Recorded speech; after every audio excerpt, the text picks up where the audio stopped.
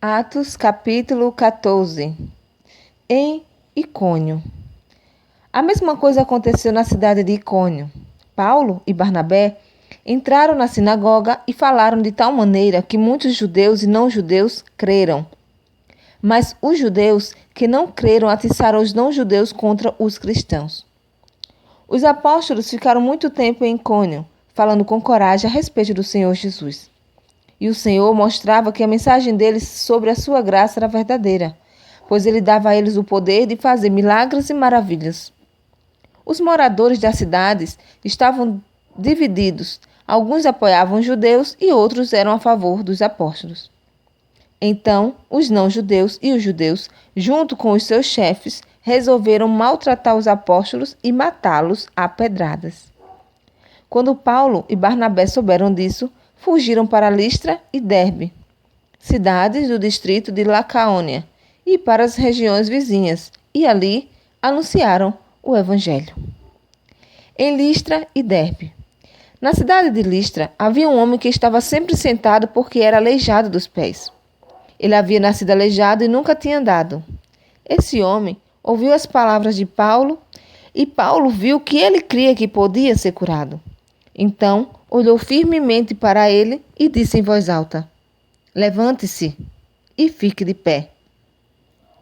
O homem pulou de pé e começou a andar. Quando o povo viu o que Paulo havia feito, começou a gritar na sua própria língua. Os deuses tomaram a forma de homens e desceram até nós. Eles deram o nome de Júpiter a Barnabé e o de Mercúrio a Paulo, porque era Paulo quem falava.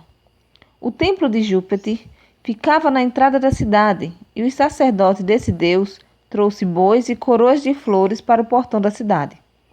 Ele e o povo queriam matar os animais de uma cerimônia religiosa e oferecê-los em sacrifício a Barnabé e a Paulo.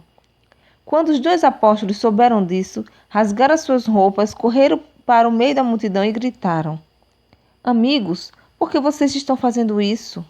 Nós somos apenas seres humanos, como vocês. Estamos aqui anunciando o Evangelho a vocês para que abandonem essas coisas que não servem para nada. Convertam-se ao Deus vivo, que fez o céu, a terra, o mar e tudo o que existe neles. No passado, Deus deixou que todos os povos andassem nos seus próprios caminhos. Mas Deus sempre mostra quem Ele é por meio das coisas boas que faz. É Ele que manda as chuvas do céu e as colheitas no tempo certo. É Ele que dá também alimento para vocês e enche o coração de vocês de alegria.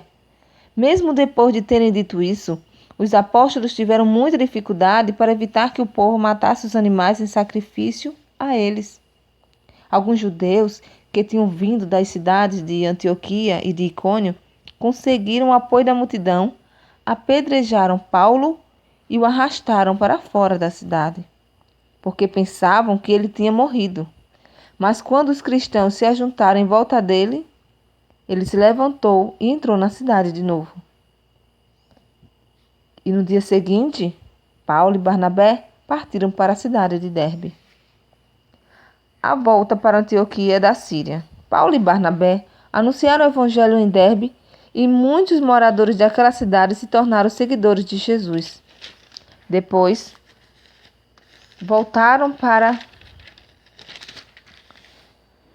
cidades de Listra, Icônio e Antioquia da Pisídia. Eles animavam os cristãos e lhes davam coragem para ficarem firmes na fé.